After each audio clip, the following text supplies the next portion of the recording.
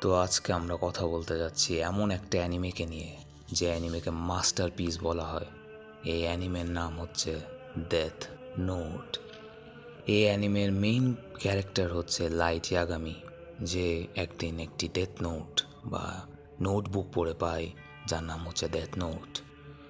এই বইয়ের বিশেষত্ব হচ্ছে এই বইয়ে যারই নাম লেখা হবে সে হার্ট অ্যাটাকে মারা যাবে। কিন্তু এইখানে যদি মরার কজ লেখা হয়, কে কিভাবে মরবে সেটাও সম্ভব, কিন্তু লজিক্যাল লিখতে হবে। এই বইটি পৃথিবীতে ড্রপ করা হয়েছে একটি শিনিগামি দ্বারা, যার নাম হচ্ছে রিউক।